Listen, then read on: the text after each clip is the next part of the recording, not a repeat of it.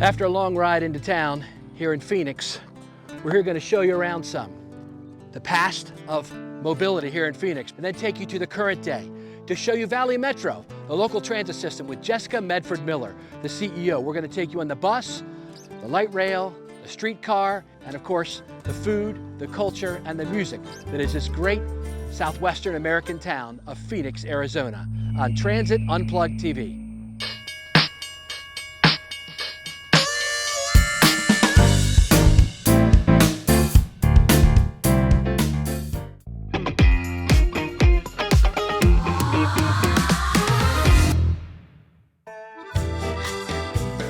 We begin our journey into the Phoenix area with a taste of the local cuisine, shared with Jessica Medford Miller, the CEO of Valley Metro, the Phoenix public transportation system, who tells us about their transit service and her career. And then we take a ride. Jessica, this is awesome. Tell us where we're at here. We're in downtown Mesa. Right here, it's the second largest city here in the Valley, and it is home to bus and our light rail system. That's great. And we're going to enjoy some of the great local food here. Yes. But tell me something, I want to ask some about your background. Yeah. So you've got multiple degrees in geography. Mm-hmm. Now tell me what all that's about. Yeah, so my coursework really specialized in urban transportation, but fundamentally, I like to study the nexus between people and places, which I think is really relevant to transit. So I focus on urban systems and how we serve and connect people. That's great. That's what it's all about, isn't it? Yeah, absolutely. People, places, culture, and getting around those places. So Jessica, tell us about Valley Metro. Well, Valley Metro has over 61 bus routes. We have a rapidly expanding light rail system. Right now, we're 28 miles and 38 stations. We have 2 projects under construction now. We're going to open our Northwest Phase 2 in early 2024 and our South Central in 2025. So we've got 8 more miles and 8 stations coming online very soon. As we come out of 2023 and head into the next year, where do you see public transit going nationally?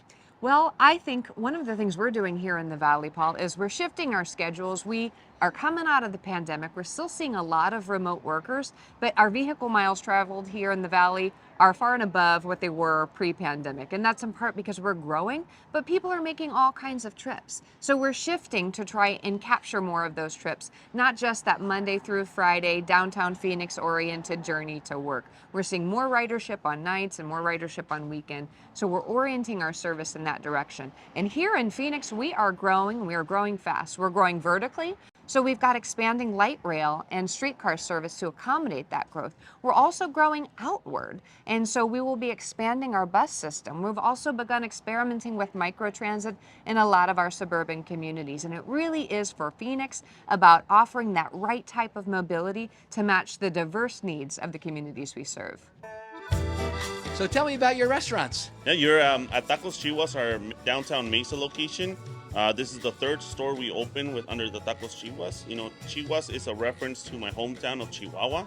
And we just wanted to represent, the regionality of just Mexican food as a whole. And, this is the food that my wife and I grew up with, and it's something that we love, and we just want to share it with the rest of the world. And you've grown dramatically, right? Yeah, we're blessed. We started with a little store on 19th Street in McDowell, and, that has flourished into multiple restaurants. We have 6 active right now, including Modaxo Chihuas, Cocina Chihuas, Bacanora, and Espiritu. That's great. Well, I can't wait to taste it. We're going to eat it right now. Awesome. We're starting off here with our calabacitas tacos, Mexican squash, a little bit of roasted corn, and then asadero cheese, which is very typical of our town. And then we have the beef cheek barbacoa. Next up, we have are gorditas. So these gorditas are flour, 100% organic flour that we make ourselves. On this one, you have the rajas, and then you have a picadillo. And just a little bit of refried beans with asadero cheese on top. We have the pastor tacos, and then a carne asada. The pickled onions, a little bit of cilantro, and then white onion raw and cilantro on the other. Jessica, I want to go to that place called Cul-de-sac, which is a car-free town. We're in downtown Mesa. How do I get there? Well, Paul, we're going to get on Valley Metro Light Rail, and we're going to take that to the Smith Martin Apache Station in Tempe. All right, we're on your light rail. Tell me about it. Welcome to Valley Metro Light Rail, Paul. We have a 28-mile light rail system, 38 stations. We've got 2 expansion projects under construction. So we'll open a new line in 2024 and then again in 2025. Awesome, and this has been going on for a while, right? It has, yeah. Actually, our light rail is almost 15 years old. Wow.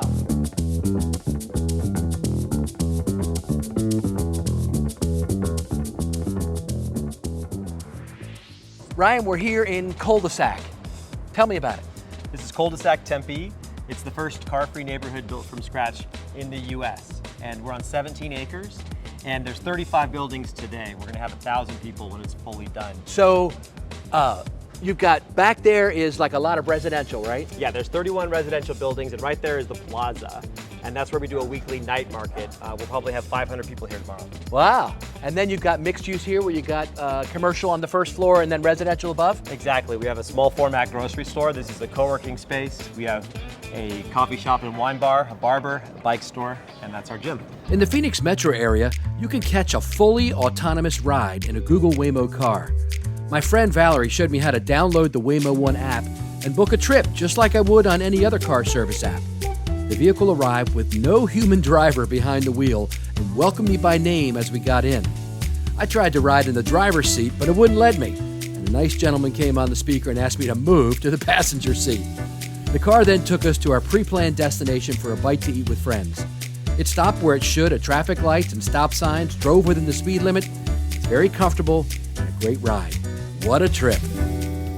We're here in Phoenix at the Impact Conference, which used to be Railvolution. Massive, hundreds of people here learning best practices from each other about how to do better community planning, how to integrate transit. We've had some great interviews today with Congressman Blumenauer and with Scott Smith, used to be the mayor here and then led the transit system. Great place for learning from one another. In Phoenix, we're expanding the rail network to really enhance our service to the community and then also visitors as well. I think creating the customer experience coordinator position, they're the smiley faces out there. I think the biggest thing is that they've been able to implement light rail in an area that's a Sunbelt state, planned around the car, big roads, arterials that they're retrofitting to carry more people more efficiently of all ages and abilities. Where we actually have the streetcar and the light rail integrated in certain areas and allows people to go back and forth. And we actually run our streetcar on our light rail lines to the operations center. I think the streetcar is amazing. It's so accessible, it's easy to pop on, pop off, it's just easy for people to use. Next, I got to interview Congressional Transit Leader, Representative Earl Blumenauer. So we're here in Phoenix for a public transit conference called Impact, and what are you talking about while we're here? Well, I'm in a series of panels. We're talking a little. We're about to go off to a streetcar summit with systems around the country, including one here in Tempe. I was able to start the first modern streetcar in Portland when I was Commissioner of Public Works, and I've been a fanatic about it ever since. We're excited, 22 streetcar systems around the country, helping revitalize neighborhoods and taking us back to the future with proven technology. Scott Smith was mayor of Mesa and then became CEO of the local transit system just before Jessica took the reins.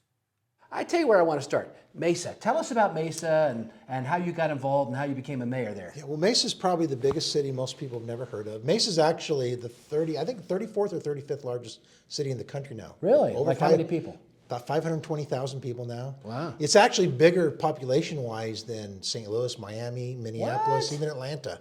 The cities, yeah. I didn't know that. Yeah, but it lives in the shadow of the 5th largest city in the country, Phoenix. Phoenix, yeah. Because it's very close, right? It's very close. Yeah. You know, we right next door to each other. But it's a big city by any measure. And I lived in Mesa since I was 11 years old. My father was superintendent of schools there, so I was very involved in the community, watched it grow, owned a business there, and so I got involved in the community. And after I got out of the construction business and home building business, I was really looking for a way to be involved, and I decided to get into politics in my 50s and run for mayor. And I won. And it actually was, the 6 years I spent as mayor was just amazing. It's I believe the best political job there is, because you actually are on the ground floor of getting things done. Yeah. It's nonpartisan here in Arizona, and so you deal with issues more than you deal with partisan. Next, let's head to one of my favorite places and where the behind-the-scenes action takes place for any transit system, the OCC. Mike, we're here in the Operations Control Center of Valley Metro, and Phoenix is known for handling some mega events, Super Bowls, etc. Tell us about some of those events recently and how you all handle that from the public transit perspective. Sure. So we just hosted the Super Bowl earlier in the year, which went really well. And we also had Taylor Swift concert, and we're doing the NCAA coming up, and we just did the World Series. That's right. Sorry about your loss. Yeah. It's all right. It was a win for the city and a win for the rail team. Here at the Operations Center, we run extra service. We add a rail car to every other consist. We have 15 trains a day on a regular day. And we also have train stations throughout the city to insert as we need more customer egress or to handle the big capacity in the crowds that go to and from. We encourage the customers to use one of our 12 park and ride facilities, and it really makes it easier for them to park, ride comfortably, have a great time, and we get them out quickly and safely, and it avoids a lot of congestion downtown. Phoenix, as you know, is a fastest growing city in America. Great weather here to host these events, and it's just a great time and place to be here. And the light rail is a big part of it. Rob, we're in the shop here of your rail shop. Phoenix is known for its extreme heat, right? Yes, it is. This last July, you broke a record, 31 days of over 110 degrees. Right. And nighttime staying above 90. How does that affect the maintenance of these rail cars? Yeah, it really taxes our systems pretty heavily. So what we do is we increase our preventative maintenance on the HVAC systems. So that means we're looking at them more frequently, and we're cleaning them a lot more frequently. So we've designed them to handle that extreme heat, but we have to really increase our preventative maintenance cycles to make sure they run during those extreme temperatures. Mayor, thanks for having us in your town of Tempe. Thank you so much for being here. Really appreciate it. So we're on a streetcar, and this is part of your big plan, right? Well, so the streetcar's been open here since May of 2022, and it has blown through ridership expectations. We are so excited to have the streetcar in Tempe, and we're now talking about an extension going eastbound on Rio Salado over to Mesa, over to the Cup Stadium, so to create a truly regional system. But obviously it had to start somewhere first. And in Tempe, we really wanted to be innovators when it came to transit, so we wanted to make sure that we had the first starter line right here in the city of Tempe. Mayor, where are you taking this place? Where's this town going? Honestly, to its biggest, best, and brightest future. I mean, my perspective is there are a lot of great plans here for the city from a transportation standpoint. Obviously, we're standing right here at the light rail and streetcar station. We have plans to continue to extend those options to our residents, to give them options to get around without the use of a single-use vehicle. I know you were over at Cul-de-sac earlier, our first car-free community in the entire country. Ricardo, we're here at an amazing light rail station. What do you do? What's your job? So I'm Ricardo, and I lead the great team of the CECs, or the Customer Experience Coordinators. Okay. And we are a small team. We're a team of 10, but we go out and we assist passengers. We're highly visible. We answer questions. See that? Yeah. And our main goal is to just make our customers feel comfortable, safe, and make sure that they get to their destination in a safely manner. So you've got a big tourist town here where you've got Super Bowls happening, World Series. A lot of customers ride that aren't used to riding. I'm sure that's a big part of your job. Yeah, so the steps that we take is getting to know where you are headed, helping you get there, and then helping you purchase a ticket to ride the light rail or the streetcar.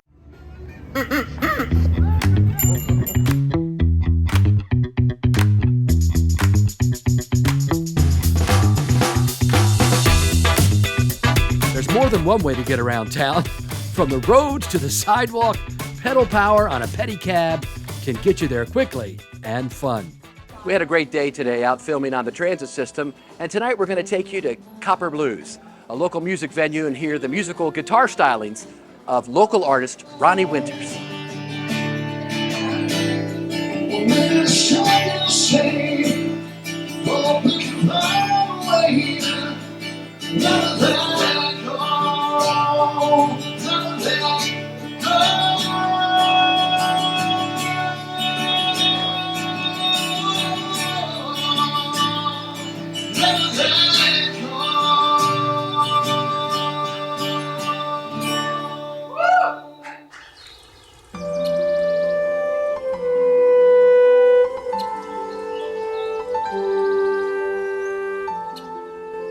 After a fun night of music, I thought I'd head out to the mountainous desert to enjoy a walk among the amazing flora and fauna of this region. It's a great place to slow down, gather yourself, and contemplate here among the cactus plants, wildflowers, butterflies, and succulent agave. Enjoy it in the sunshine. Speaking of sunshine, it's great for more than just getting some vitamin D. Tell us about your solar program. So right here at the facility, one of the great things about living in Arizona is we have a ton of sunny days. So we have enough solar panels here to take care of our energy needs during the day. So basically we're not depending on the grid during the day, and we're really saving a lot of money tapping into that solar energy. So on top of the array you see here, every one of our parking structures also has solar panels on top of them. This transit system is expanding now to meet the needs of America's fastest growing region. Tony, Jessica told us about the expansion of the light rail program, and tell us, this is it, right? This is the Northwest expansion of your light rail? Yeah, so this is a 1.6 mile project from our North Phoenix area that expands to what we're sitting by is a former mall that was one of the biggest malls in the west side of the United States in the 70s, which is no longer, unfortunately, no longer in business. But a part of the light rail is that we're a seed to grow, and we're trying to develop the areas that we build around. And this is what we love light rail for, and this is why we build it. This is actually going to be a $1 billion investment. They're going to have living, they're going to have a park, they're going to have local shopping, and this whole area is going to be different in 5 years. And part of that, from what we heard from the developer, why they invested here, is because there's a transit system coming into the heart of their development. This is why they invested. Diane, this is the big expansion program you're doing here in the Northwest of the light rail. Tell us about the artwork and the art installation you've got up there, the sculptures. Right, absolutely. So the artists who were commissioned for this particular alignment, Northwest Extension 2, they did a lot of research into the history of the area, native plants. Most of the artists who are involved in this project are local artists, so they know the history. So up above, you've got the hoops, and you've got a skater, and this whole project on the top, the suspended sculptures, are an homage to Metro Center Mall. When Metro Center Mall is no longer here, it was a much beloved mall. It had one of the largest ice skating rinks in the country at the time when it opened. So her work is kind of an homage to Metro Center Mall.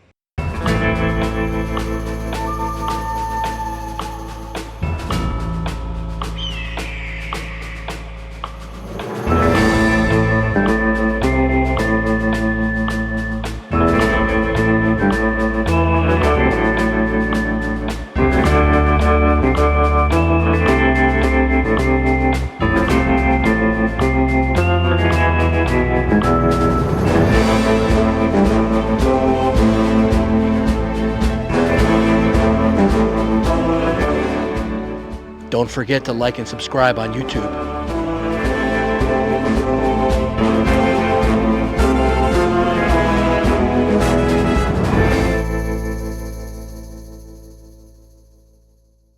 It takes great leaders to plan and fund public transportation projects and then to run them efficiently. Thankfully, Phoenix has been and is blessed with both, as well as phenomenal food, culture, and desert landscape. Hopefully you've enjoyed this visit to America's hottest city, Phoenix, Arizona.